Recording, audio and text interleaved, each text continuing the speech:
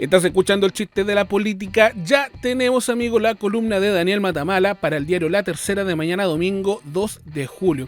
En esta columna aborda todo este desastre que generó Democracia Viva dentro de Revolución Democrática, el gobierno, Gabriel Boric hablando que no ponía las manos a fuego por nadie. Bueno, leamos la columna. La columna se titula Manos al fuego.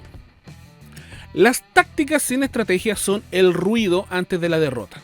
Eso escribió el general chino Sun Tzu, pero esta semana, en medio del ruido desatado por el caso de corrupción de Democracia Viva, esa lección parece olvidada.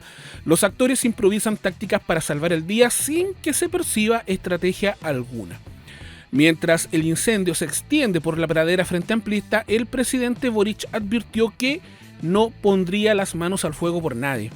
Es que el caso de Antofagasta ya suma nuevos antecedentes. La Fiscalía abrió una arista penal en la región del Maule debido a contratos suscritos entre el Ceremi de Vivienda y una fundación de la que él había sido director, Urbanismo Social.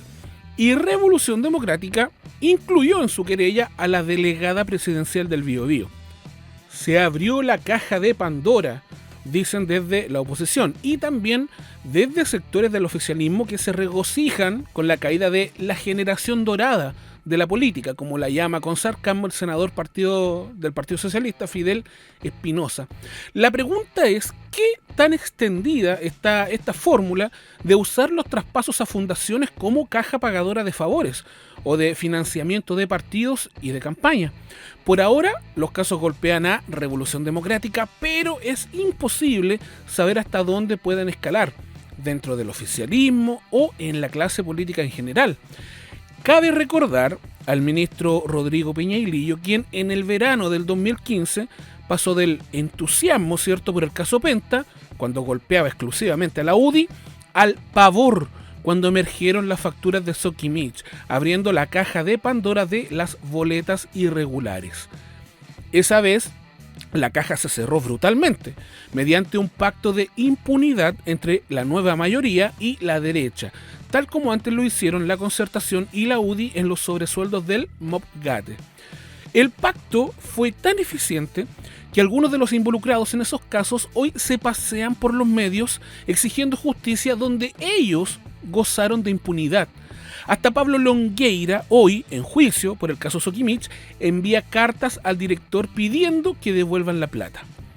La hipocresía es inseparable de la política, lo sabemos, pero no deja de impresionar la cara de palo de los que acusan cacerías de brujas y persecución política cuando el denunciado es de su sector, pero desatan toda la furia del caiga quien caiga cuando los apuntados son del otro lado. En medio del vértigo, el presidente giró su discurso. 48 horas después de proclamar que no pondría las manos al fuego por nadie, hizo algo muy parecido a eso, al respaldar con nombre y apellido a la delegada del Biobío y al Ceremi del Maule. El cortafuegos a la presidencia construido el martes fue derribado apenas 48 horas después. Se entiende que Boric debe insuflar cierta confianza a un gobierno golpeado, pero defender de forma tan específica a funcionarios de bajo rango, cuando la investigación apenas comienza, es exponerse a un riesgo innecesario. En un ajedrez político que recién mueve sus primeras piezas, la regla número 1 es proteger al rey, no enviarlo a posiciones peligrosas para defender a sus peones. El actuar de la oposición tampoco destaca por su clarividencia. En su táctica de tierra quemada corre el riesgo de propinarse un enorme autogol estratégico. Abro comillas. En 15 meses el gobierno ha transferido 479 millones de dólares a 3.296 fundaciones y entidades similares. Eso tituló en portada el domingo pasado El Mercurio, comparando esa cifra con los 319 millones de dólares entregados en el mismo periodo por el gobierno de Piñera II y los 186 millones de dólares de Bachelet II.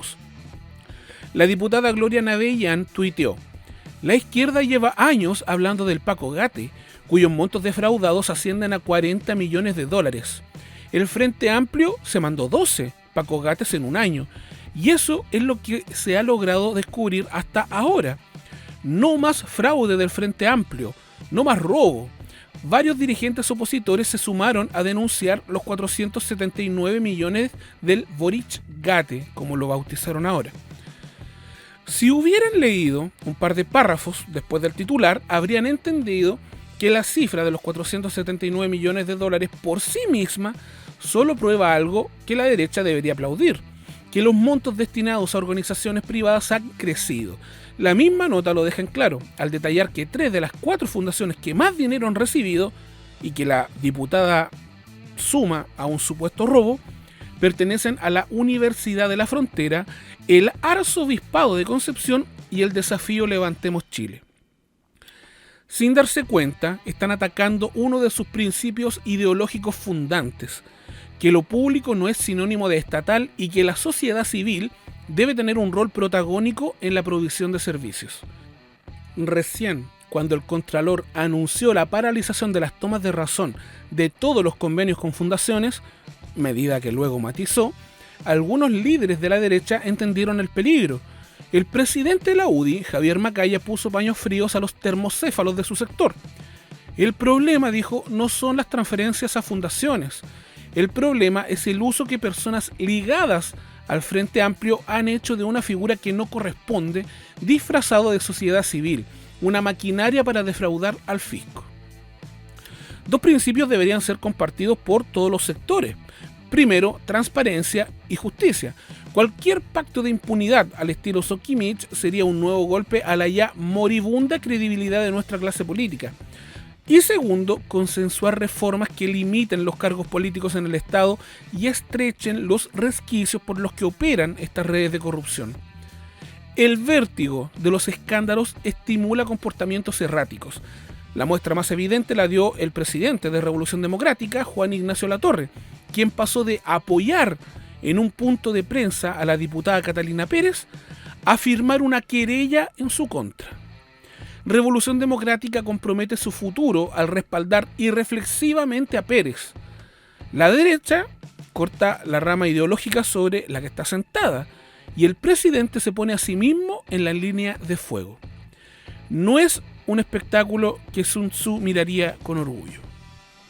¿Qué te parece? Esta es la columna de Daniel Matamala para el diario La Tercera de mañana domingo 2 de julio. Una repasada a lo que ha sido la semana política con toda esta tormenta, cierto, que desató Democracia Viva, esta fundación con gente de Revolución Democrática. Esto fue el chiste de la política. Chau, chau.